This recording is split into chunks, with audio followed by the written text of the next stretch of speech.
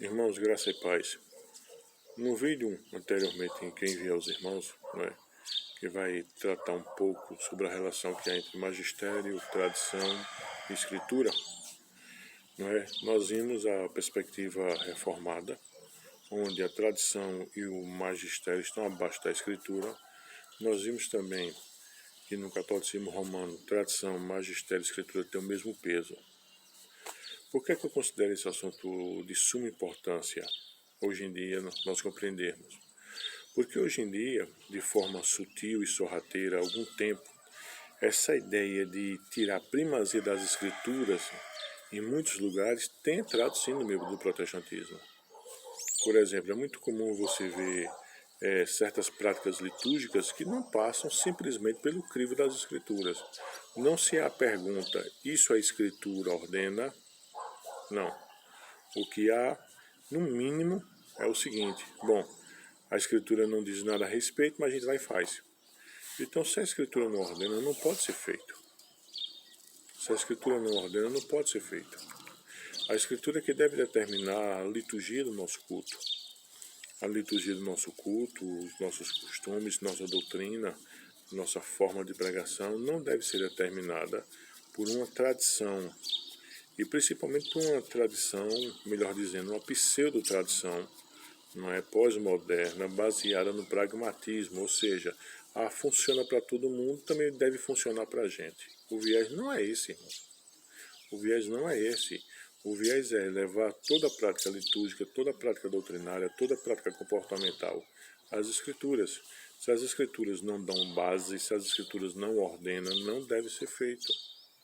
E toda a tradição, todo o magistério da igreja tem que estar, melhor dizendo, abaixo daquilo que a escritura determina. Então, por exemplo, o magistério não pode dizer, bom, baseado nisso, a partir de hoje teremos essa prática litúrgica na igreja. Mas essa prática litúrgica na igreja que o magistério quer determinar, ela está estabelecida nas escrituras? Os princípios, os pressupostos estão estabelecidos na escritura?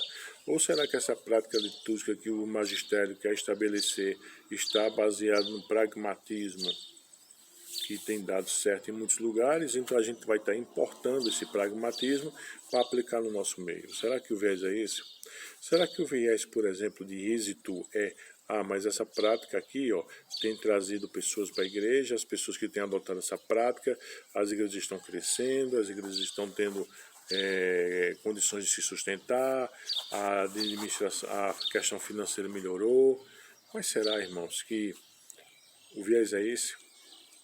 Será que quando uma igreja se sujeita a práticas pragmáticas, entendeu, que tem êxito, que tem sucesso e que trazem aumento de arrecadação, a pergunta que tem que ser feita é da seguinte forma: igrejas desse tipo têm servido a quem? A Mamon ou ao Senhor? Então, o que tem sido o critério último do crescimento?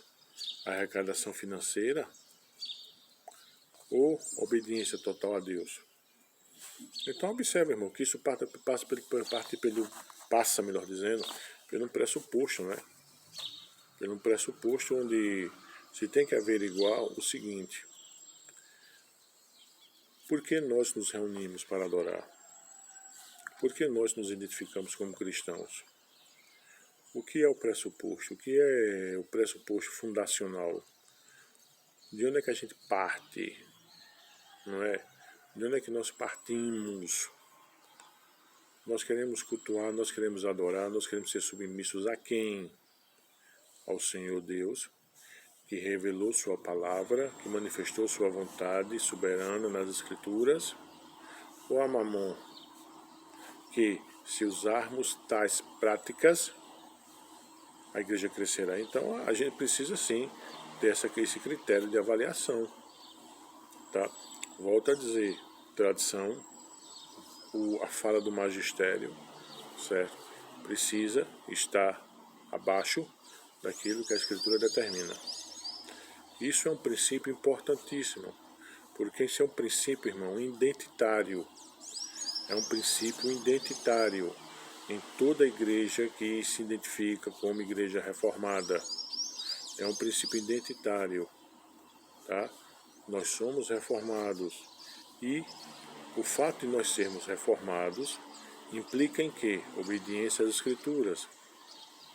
Agora, é fato também que, hoje em dia, infelizmente, o pressuposto do pragmatismo, o pressuposto, sabe, mesmo que seja de forma escondida, o pressuposto de igualar a Escritura, a tradição e o magistério, infelizmente tem entrado em muitos lugares. Então é muito comum você ver que alguém diga, ah, mas isso é nossa tradição. Sim, mas está baseado na Escritura? Não, não interessa, é nossa tradição. Então você assumiu o pressuposto igualitário. Ah, mas isso aqui é o magistério, isso aqui os homens que dirigem nossa igreja determinou. Então, peraí, mas essa determinação do magistério, essa determinação do conselho, usando um termo bem reformado, está abaixo das Escrituras? Não questiona essa, não. Então, você aqui deixa de ter um pressuposto reformado, onde diz que a posição do magistério, a tradição, está abaixo da Escritura. Tá? E é interessante, irmãos, que os nossos pais puritanos, quando fizeram as grandes confissões, a confissão de fé de Westminster, que é o nosso símbolo, está lá no primeiro capítulo, isso é evidente. Entendeu? Isso é evidente. A igreja está submetida às Escrituras. O pressuposto romano é que a Escritura é produto da igreja. O pressuposto reformado bíblico é que a igreja está fundamentada sobre os apóstolos e profetas. Então, o que é fundamental no entendimento reformado é o que a Escritura diz. Não é o que eu acho. Não é eu, enquanto pastor, digo, é o que a Escritura diz. Não é o que a tradição diz, é o que a Escritura diz. Todavia, se o que a tradição quer está de acordo com a Escritura, é feito. Se o que o magistério está dizendo está de acordo com a Escritura, é feito. Mas o pressuposto pelo qual as coisas precisam serem avaliadas são as Escrituras. Tá? Então isso é importante que se compreenda. Tá bom? Então, que o Senhor Deus nos abençoe. Graças a Deus, irmãos.